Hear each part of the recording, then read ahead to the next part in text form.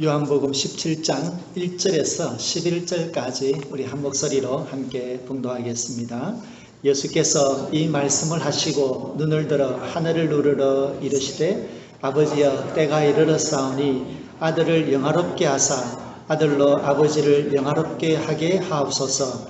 아버지께서 아들에게 주신 모든 사람에게 영생을 주게 하시려고 만민을 다스리는 권세를 아들에게 주셨음이로소이다. 영생은 곧 유일하신 참 하나님과 그가 보내신 자 예수 그리스도를 아는 것이니이다. 아버지께서 내게 하라고 주신 일을 내가 이루어 아버지를 이 세상에서 영화롭게 하였사오니 아버지여 창세전에 내가 아버지와 함께 가졌던 영화로서 지금도 아버지와 함께 나를 영화롭게 하옵소서. 세상 중에서 내게 주신 사람들에게 내가 아버지의 이름을 나타내었나이다. 그들은 아버지의 것이었는데 내게 주셨으며 그들은 아버지의 말씀을 지켰나이다. 지금 그들은 아버지께서 내게 주신 것이 다 아버지로부터 온 것인 줄 알았나이다. 나는 아버지께서 내게 주신 말씀들을 그들에게 주었사오며 그들은 이것을 받고 내가 아버지께로부터 나온 줄을 참으로 아오며 아버지께서 나를 보내신 줄도 믿었나. 내가 그들을 위하여 비옵나니 내가 비옵는 것은 세상을 위함이 아니요 내게 주신 자들을 위함이니이다. 그들은 아버지의 것이로소이다. 내 것은 다 아버지의 것이요 아버지의 것은 내 것이온데 내가 그들로 말미암아 영광을 받았나이다. 나는 세상에 더 있지 아니하오나 그들은 세상에 있사옵고 나는 아버지께로 가옵나니 거룩하신 아버지여 내게 주신 아버지의 이름으로 그들을 보전하사 우리와 같이 그들도 하나가 되게 하옵소서. 아멘. 아멘. 우리가 가끔씩 신문이나 TV 뉴스 같은 데 보면 어떤 사람이 감옥에서 10년 혹은 20년 그 이상으로 살았는데 다시 한번 특별한 그 증거가 나와서 또 그 증거에 기반해서 새롭게 재판을 해가지고 억울한 누명을 벗고 10년 만에 20년 만에 그렇게 풀려 나오는 것을 기사를 보게 됩니다. 그러면 그 기사의 마지막 부분에 꼭 이런 말이 붙죠. 그래서 뉴욕주를 향해서 수울을 했다. 이런 말이 붙어서 돈으로 이제 얼마 수를 했다. 이런 이야기가 들립니다. 그런데 제 마음을 끄는 것은 도대체 첫 번째 재판에서 있었던 변호사는 뭘 했나 이런 생각을 한 번씩 해보게 됩니다. 사실은 그때의 많은 케이스들은 변호사의 문제가 큽니다.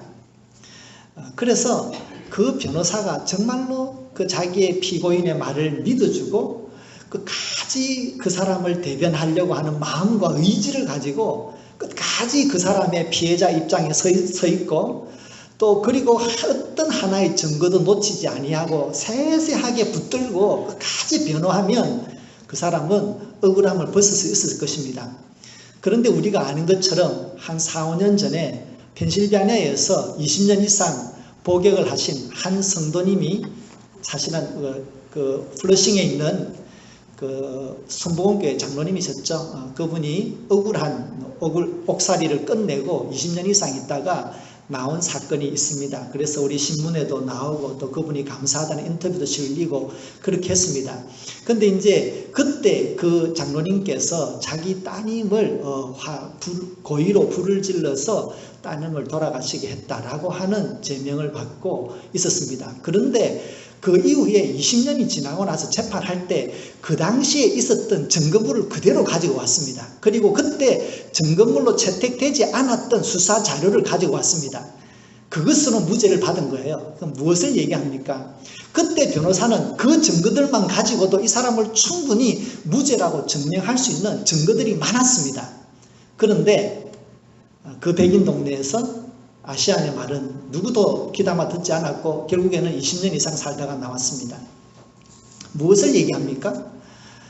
그가 죄인이라고 생각할 때에 그를 믿어주고 정말로 그 사람의 입장에서 한마디도 놓치지 않고 귀담아 듣고 누구의 말이든 증언에 도움이 될 만한 것을 끝까지 믿고 그것을 이슈를 제기하고 그렇게 해줄 수 있는 그런 변호사가 우리에게 있다면 참 마음이 놓일 것입니다. 우리가 살면서 때로 여러분들 경찰이 거짓말을 하고 나서서 우리들이 티켓을 받을 때가 있습니다. 사실 그럴 때는 방법이 없어요. 그럴 때는 진짜 정말 유능한 변호사가 들어서서 뭐 하여튼 뭐든지 까지 추적을 하면 모를까 웬만해가지고는 중간에 이 경찰이 딱 거짓말을 하고 들었으면 이거는 방법이 없어요. 이제 그럴 때는 정말 이 자기를 믿어줄 수 있는, 경찰의 말을 믿는 게 아니라 자기 말을 믿어줄 수 있는 변호인이 필요합니다. 우리가 살면서 교통법규 때문에 경찰이 우리를 속이는 경우는 돈으로 해결할 수 있습니다. 그런데 사람이 살다 보면 벼락에도 두세 번 맞는 사람이 있는 것처럼 우리에게도 뜻하지 않은 일이 일어나서 정말 모두가 나를 등지고 나의 결백을 믿어주지 않을 때가 있을 수도 있습니다. 그런 상황이 만약에 가정으로 우리에게 생긴다면 그 순간 나의 남편은 나를 끝까지 믿어주고 나의 가족들은 나를 끝까지 믿어준다라고 하는 마음이 우리에게는 있습니다. 그런데 가족 말고 또 누가 있겠냐는 것입니다. 바로 그 자리에, 누구도 믿어주지 않는 그 자리에서 예수님이 딱 나타나셔서 내가 이 사람을 대신하여서 변호하겠습니다. 내가 이 사람의 그 결백을 증명해 보이겠습니다. 라고 하면 우리가 얼마나 마음이 든든할까요? 그래서 우리를 대신해서 우리의 모든 죄와 우리의 삶의 상황을 하나님 앞에 대신해 주는 사람을 우리는 제사장이라고 합니다. 그래서 구약 성경에는 제사장은 두 가지 의무를 동시에 지고 있습니다. 하나는 사람 편에 서서, 우리 편에 서서 마치 변호사처럼 우리를 대신해서 우리의 죄를 고백하고 우리의 잘못을 고백하고 우리의 연약함을 하나님에게 고백해주는, 우리의 모든 부끄러운 모습을 들고서 하나님 앞에 대신 고백해주는 것이 바로 제사장의 직무입니다. 또 제사장은 동시에 그는 하나님 편에 서서 우리를 향해서 하나님의 모든 자비하심과 하나님의 용서와 자비와 은혜를 우리에게 대신 전해주는 그런 역할을 하고 있습니다. 그래서 우리와 하나님 사이에는 제사장이 있습니다. 그런데 이 제사장은 이 땅에 살 수 있는 날짜가 많지 않죠. 30년, 40년, 50년, 60년이면 그의 삶이 끝납니다. 그리고 그렇지만 우리에게 영원한 대제사장이 계십니다. 그분은 영원한 생명을 가지고 계신 영원자이시기 때문에 그 대사장직은 갈리지 아니하며 그분은 영원히 우리를 위하여 대신 하나님 앞에 우리를 위하여 간구하여 주시고 우리의 죄를 용서하기 위하여 간구해 주십니다. 바로 그분이 우리의 대제사장 되신 예수 그리스도이십니다. 오늘 본문에 보면은 예수님께서 우리의 대제사장이 되어 주셔서 우리를 위한 마지막 중보의 기도를 드리는 한 면이 나옵니다. 그래서 요한복음 14장부터 14장, 15장, 16장을 예수님의 마지막 설교라고 부르고, 그리고 그 마지막 설교에 이어서 예수님께서 이 땅에서 드리신 대제사장으로 드리신 대제사장의 기도문이라고 하는 말을 합니다. 그래서 대제사장의 기도문은 구약에 있는 것이 아니라 사실은 신약 요한복음 17장에 나옵니다. 이 17장의 대제사장의 기도문은 이 땅에서 대제사장으로 사셨던 예수님께서 하나님 나라 가시기 바로 전에 대제사장의 직무를 마지막 마감하면서 이 땅의 믿음의 성도들을 위해서 중보의 기도를 드리는, 대제사장으로서의 중보의 기도를 드리는 내용이 나옵니다. 그런데 이 내용을 가만히 들여다보면 사실은 특별하게 우리 개인의 삶에 대한 언급은 없습니다. 이것은 우리의 인생 자체를 두고 하는 그런 아주 근본적인 기도이고, 이것은 어떤 시대나 시대에 따라서, 사람에 따라서, 문화에 따라서 변함이 없는 한 사람을 하나님 앞에 세우는 그런 중보적인 기도이고 가장 심오한 기도입니다. 그런데 여러분, 가장 심오하고 가장 깊이 있는 기도는 어떤 기도입니까? 그것은 또한 동시에 매우 상식적이고 매우 일상적인 기도입니다. 그래서 우리는 오늘 이 말씀을 통해서 우리의 믿음의 가장 근본이기도 하지만 사실은 우리가 언제나 확인해야 되는 가장 기본적인 신앙의 원리이기도 합니다. 오늘 우리는 이 기도를 통해서 정말 우리가 우리의 대제사장으로 계시는 그 주님의 그 중보의 은혜를 다시 한번 마음으로 받아들일 뿐만 아니라 우리들이 서야 되는 믿음의 가장 상식적인 자리를 다시 한번 확인하는 시간이 될 수 있기를 부탁드립니다. 오늘 우리 요한복음 17장의 첫 시작이 예수님께서 이 말씀을 하시고 이렇게 시작이 됩니다. 여기서 말하는 이 말씀을 하시고라고 하는 이 표현은 요한복음 14장, 15장, 16장에 나오는 마가의 다락방에서 하신 마지막 고별 설교입니다. 그래서 예수님께서 너희는 마음에 근심하지 말라. 하나님을 믿으니 또 나를 믿으라 라고 하시면서 마지막 그 사랑의 설교를 하신 그 마지막 고백의 시간입니다. 그런데 이 요한복음을 쓰는 이 예수님의 제자 요한은 요한복음 14장을 시작하기 전에 이 전체적인 것을 기억을 하면서 그 마가의 다락방에 있었던 분위기를 아주 짤막하게 우리에게 전해줍니다. 예수님께서 자기의 사람들을 사랑하시되 끝까지 사랑하시니라. 그러니까 이제 예수님의 그 마가의 다락방에 참여했던 제자 요한은 그 자리에서 이루어지는 모든 것들이 예수님께서 우리를 사랑하신, 끝까지 사랑하신 그 사랑이라고 하는 것을 마음에 깨달았던 것이죠. 그 사랑이라고 하는 관점 속에서 자기가 예수님과 있었던 그 마지막 마가의 다락방을 기억하면서 예수님의 마지막 고별 설교를 14장, 15장, 16장에 이렇게 얘기합니다. 그리고 그 긴 설교, 마지막 고별 설교를 하시고 나서 이제부터 예수님께서 하늘을 우러러 마지막 기도를 하신 것을 보게 됩니다. 그런데 예수님의 이 대제사장의 기도문이 하늘을 우러러서 하나님을 향하여 기도하시는데, 기도는 예수님께서 항상 가르치실 때 기도의 시작은 무엇으로 시작합니까? 하나님에 대한 영광과 감사로 시작하죠. 그래서 이 마지막 기도에도 먼저 하나님에 대한 영광과 감사에 대한 이야기가 먼저 나옵니다. 그래서 첫 번째 하나님에 대한 영광은 뭐냐면 하나님께서 나를 이 땅에 보내셔서 그리스도로서의 사역을 하게 하셨는데 그 모든 영광을 하나님에게 돌려드립니다 라고 하면서 하나님에게 영광을 돌려드리고, 그 다음에 두 가지의 감사의 말씀을 드립니다. 첫 번째 감사는 예수님께서 3년의 사역을 정말로 하나님이 뜻하셨던, 하나님이 계획하셨던 그 모든 하나님의 사역을 이루어낸 것에 대한 예수님의 3년의 공적인 삶이 잘 하나님의 뜻 가운데 이루어졌다는 것에 대한 감사를 드리고 있습니다. 그래서 1절, 2절, 3절에 보시게 되면 이렇게 이야기합니다. 아버지여 때가 이르렀사오니 아들을 영화롭게 하사 아버지를 영화롭게 하게 하옵소서. 아버지께서 아들에게 주신 모든 사람에게 영생을 주게 하시려고 만민을 다스리는 권세를 아들에게 주셨음이로소이다. 영생은 곧 유일하신 참 하나님과 그가 보내신 자 예수 그리스도를 아는 것이니이다 라고 하면서 이 세상 모든 사람들에게 하나님의 구원의 문이 열렸다라고 하는 이 복음의 시대가 열린 그 사역을 완성하였다라고 하는 것에 대한 예수님은 감사를 하나님에게 돌리고 있습니다. 그리고 두 번째로 감사하는 것이 6절, 7절, 8절에 나옵니다. 제가 한번 읽어드리겠습니다. 세상 중에서 내게 주신 사람들에게 내가 아버지의 이름을 나타내었나이다. 그들은 아버지의 것이었는데 내게 주셨으며 그들은 아버지의 말씀을 지켰나이다. 지금 그들은 아버지께서 내게 주신 것이 다 아버지께로부터 온 것인 줄 알았나이다. 나는 아버지께서 내게 주신 말씀들을 그들에게 주었사오며 그들은 이것을 받고 내가 아버지께로부터 온 줄을 참으로 아으며 아버지께서 나를 보내신 줄도 믿었사옵나이다. 아멘. 여기는 누구에 대한 감사가 나옵니까?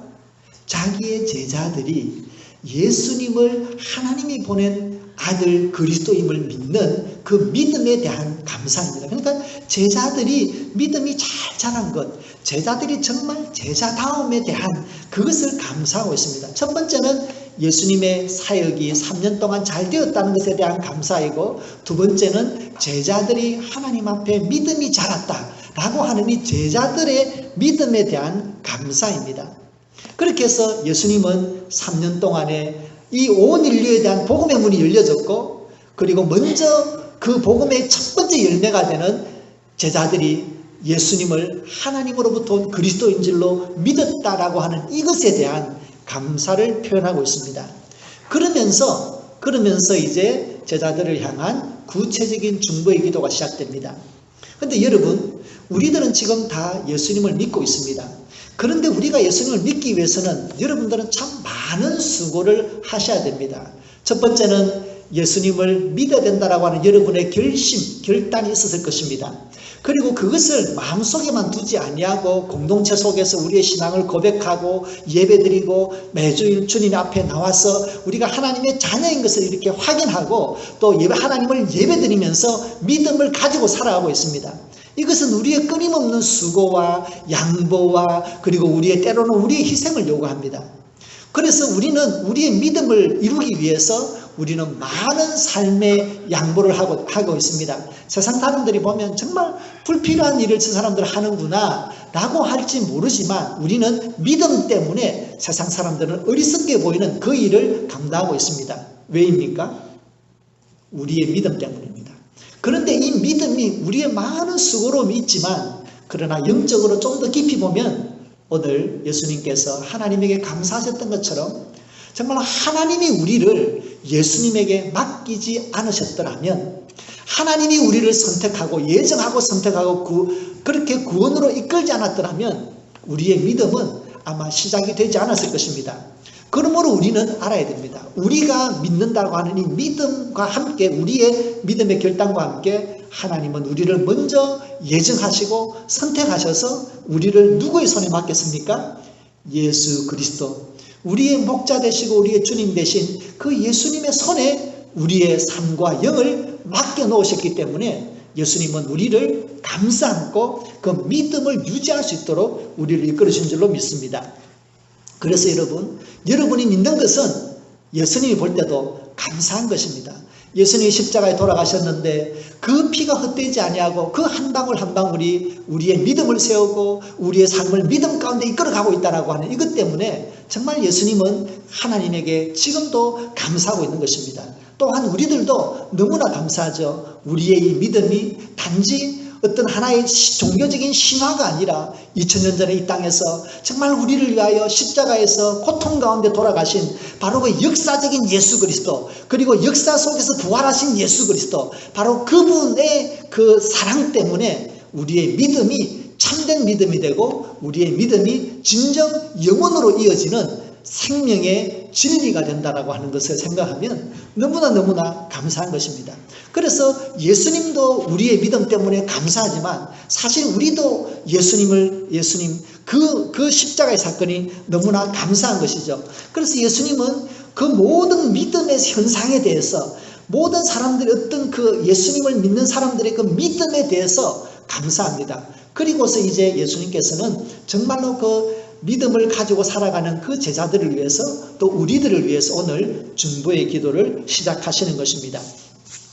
여러분 9절과 11절에 보면 예수님의 첫 번째 중보의 기도의 제목이 나오는데 그것을 정리해 보면 이렇게 표현할 수 있습니다. 거룩하신 아버지여 아버지의 이름으로 그들을 보전하옵소서라고 정리할 수 있습니다.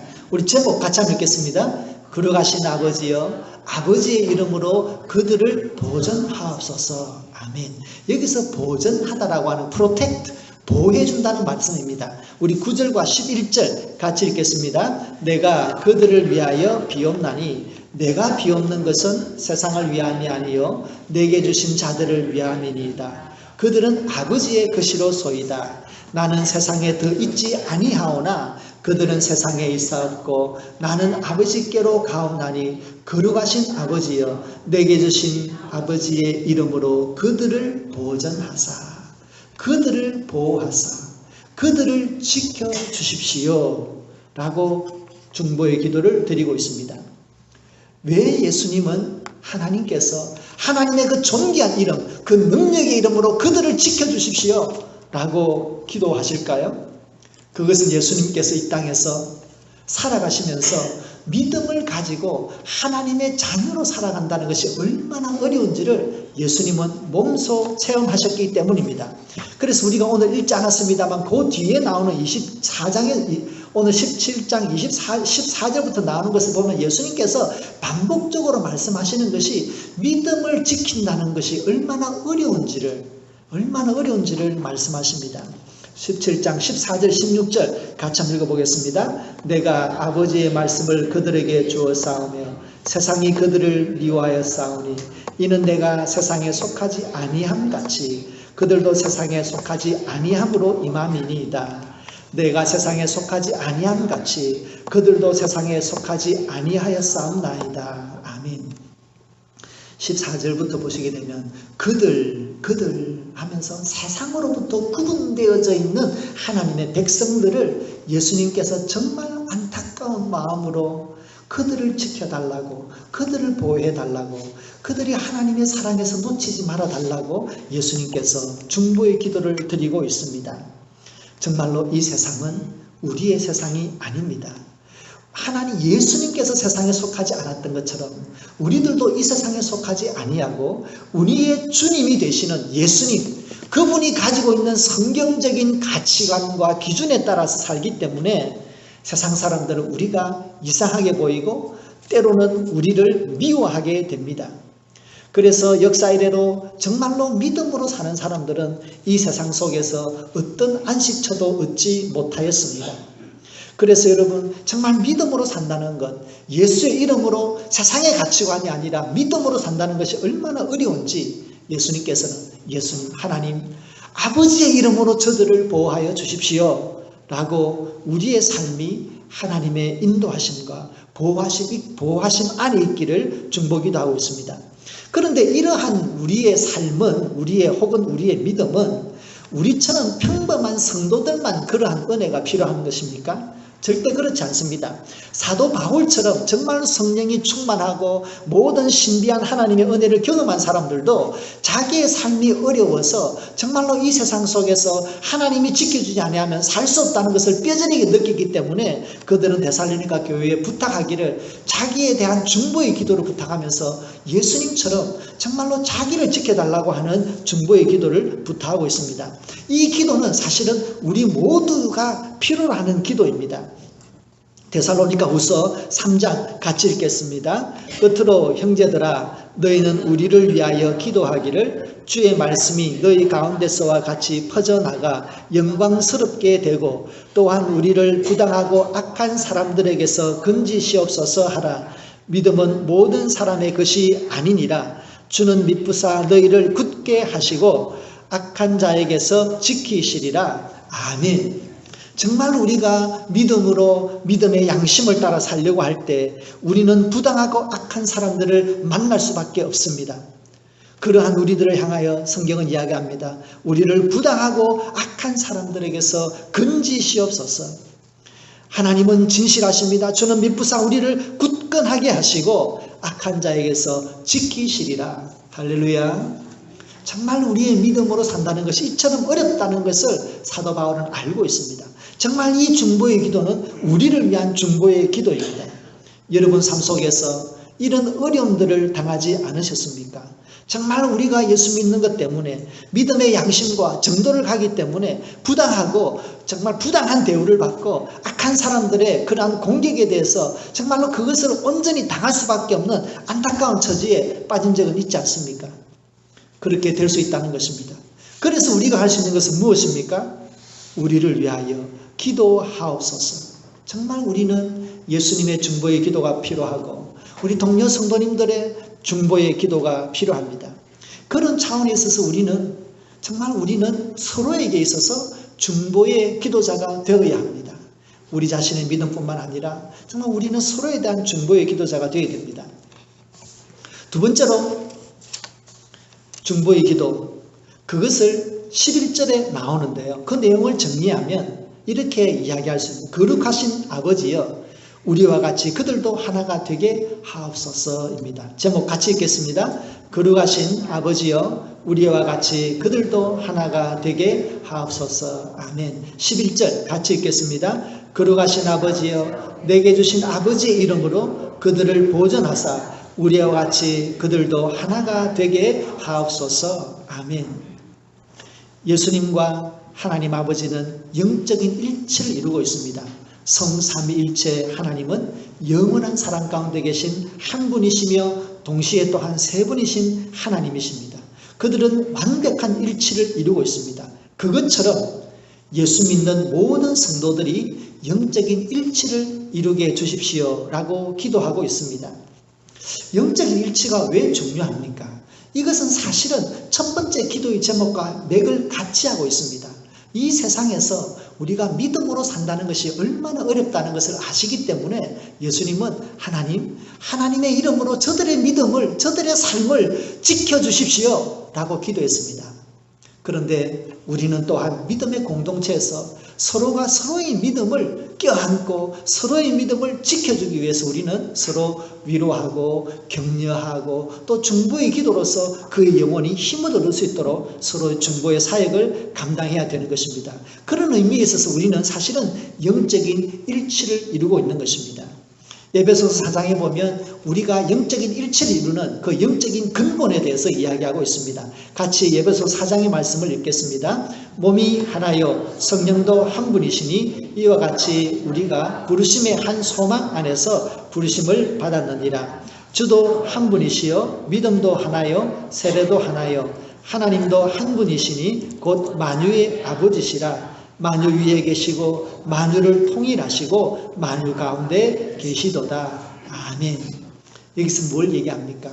우리의 믿음, 예수님에 대한 믿음이 하나이고 또 성령 하나님이 하나이고 그리고 또 더불어서 성부 하나님 아버지 안에서 한 분이신데 그 천지의 창조자 하나님께서 이 모두를 하나로 만들어 나가신다는 거죠.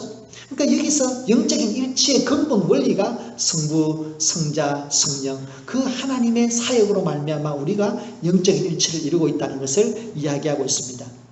그러므로 여러분 우리는 믿음의 고백부터 하나이고 또 믿음의 방향도 하나이고 또 우리는 전부 다 하나님 나라의 가족인 줄로 믿습니다. 그래서 여기서는 다르지만 천국 가면 다 만나는 거예요. 천국 가면 다 만나는 겁니다.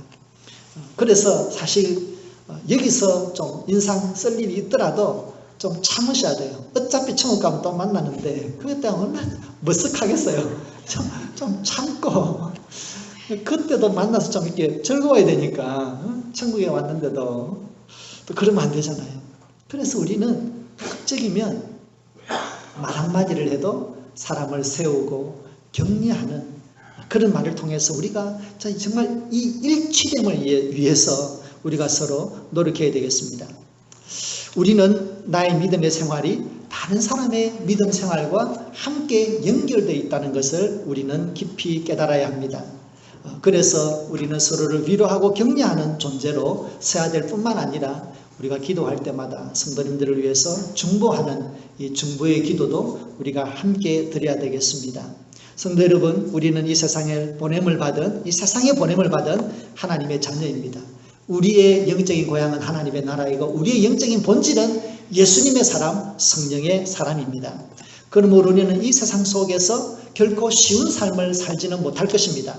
그러나 우리가 두려워하지 말 것은 예수님께서 하나님에게 중보 기도 드리시기를 하나님의 거룩한 이름으로 우리를 보전하여 달라고 기도하셨습니다. 또한 하나님이 성령 하나님께서 이렇게 예수님, 성령 하나님 아버지가 영적인 일치를 이루는 것처럼 모든 성도들이 영적인 일치를 이루어서 함께 신앙생활을 하기 때문에 우리가 그 어려움들을 넉넉히 이겨낼 수 있는 은혜가 우리에게도 있다는 것을 우리는 기억해야 되겠습니다. 여러분들이 어려움을 당할 때 여러분들을 위하여 기도하는 분이 있다는 것을 기억하시기를 바랍니다. 그런 면에 있어서 제가 여러분들에게 목회자로서 한 가지 부탁드릴 것이 있습니다. 이것은 부탁이라고 해야 되나요? 협조라고 해야 되나요? 우리는 미국에 사는 문화입니다. 그렇기 때문에 우리는 개인적인 생활을 이렇게 오픈하기를 좀 이렇게 꺼립니다. 그렇지만 사실 우리가 또 미국에 살지만 또 정서의 한 부분은 또 우리가 한국적인 문화가 있어서 이렇게 오픈하기도 합니다만은 그러나 여러분 저의 자업은 저의 목회적인 중요한 의무 중에 하나는 여러분들을 위한 중보의 기도입니다. 그런데 여러분들의 삶 속에 좋은 일만 있을 때 저에게 말씀하실 뿐만 아니라 좀 안 좋은 일이 있어도 여러분들 저에게 좀 말씀해 주실 것을 부탁을 드립니다. 그래서 그냥 둘러 돌아가지고 나중에 집에 가서 제 집사람이 이런 일이 있었다더라 이렇게 이야기를 듣는 일이 없고 정말 여러분들께서 삶에 문제가 있으면 저에게 전화하셔서 정말 여러분들 나에게 이런 문제가 있습니다. 좀 기억하셔서 기도해 주시기를 부탁합니다. 라고 하면 제가 그것 마음에 간직하고 정말 기도합니다. 그러니까 여러분들 그렇게 하셔서 또 그렇게 해서 우리가 서로 또 친구에게 말을 할 수 없다면 또 저에게라도 말씀하셔서 정말 성경에서 이 축복의 문을 열어두었는데, 이 놀라운 기도의 응답의 문을 열어두었는데 우리가 이 문으로 들어가지 않는다면 이게 손해는 다 우리 자신의 손해인 것입니다. 그래서 여러분들 저에게 말씀하셔서 이거 다른 사람들에게 말하지 마세요 하면 저는 말을 안 하니까 걱정하지 마시고 저에게 말씀하십시오. 그러면 제가 그분을 위하여 기도드립니다. 제가 그 중에 한 가지를 제가 말씀을 드리겠습니다. 이미 다 이제 좋은 결말이 났기 때문에 제가 처음에 이곳에 와서 김수경 집사님, 김태곤 집사님 가정을 알게 되어서 그 가정이 오랫동안 자녀가 없다는 것을 제가 알았습니다. 저는 그 순간부터 제가 교회에서 기도할 기회가 될 때마다, 기도할 때마다 저는 그 가정을 위해서 정말로 정말 그들에게 정말 축복의 자녀를 허락해 달라고 기도했습니다. 그랬더니 저의 기도를 들으셨을 뿐만 아니라 여러 사람들의 기도를 통하여 그 가정이 또 따님 둘을 한 번에 그냥 기다렸던 것을 한 번에 아주 아름다운 쌍둥아이를 낳지 않습니까? 그것을 보면 여러분, 하나님께서 우리 믿음의 공동체를 허락하실 때 저를 이 교회에 목사로 세웠을 때는 그냥 잡 디스크립션에 있어서 이 사람이 이 포지션에 누군가가 필요해서 저를 보냈다라고 여러분 생각하시면 그것은 여러분들 손해입니다. 여러분들이 정말 이 교회가 하나님의 교회이고 하나님의 약속을 가진 교회라고 생각을 하고 그렇게 믿는다면 이 교회의 영적인 지도자인 저에게 여러분들의 삶에 정말로 하나님의 은혜가 필요하고 하나님의 개입이 필요하다면 여러분들이 물론 기도하시지만 하나님이 이렇게 열어놓은 이 축복의 문을 우리가 두드리지 않는다면 얼마나 어리석은 짓입니까? 그래서 여러분들께서도 중요한 수술을 앞두고 있다든지 먼 여행을 앞두고 있다든지 혹은 아주 중요한 만남이 있다든지 어떻게든 하나님의 은혜가 필요하다라고 믿으시는 부분이 있다면 여러분들께서 저에게 카톡도 괜찮고 전화도 괜찮고 하셔서 어쨌든 우리가 같이 정말 이 중보의 축복을, 중보의 은혜를, 하나님의 이 약속을 함께 나누어서 우리 성도님들의 삶 속에 정말 기쁨이 있는 하나님의 축복이 흘러가는 그런 삶들을 여러분들께서 경험하시기를 주님의 이름으로 축원드립니다. 함께 기도드리겠습니다. 하나님 아버지 감사합니다. 우리의 믿음의 연약함을 아시고 우리가 흙으로부터 빚어진 존재임을 아시고 하나님은 태초부터 우리를 위하여 중보의 사역자들을 이 땅에 세워 오셨습니다. 아브라함으로부터 모세로부터 예수님으로부터 많은 믿음의 성도들로부터 사도들로부터 이 중보의 사역을 통하여 오늘 우리가 이곳에 믿음을 가지고 살아가게 하셨습니다. 하나님 아버지, 이 중보의 은혜와 축복을 주심을 감사합니다.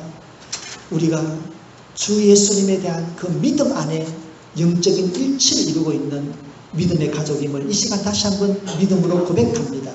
하나님, 우리가 성도님들을 위하여 서로 믿음의 중보기도의 사역을 감당하기 원합니다.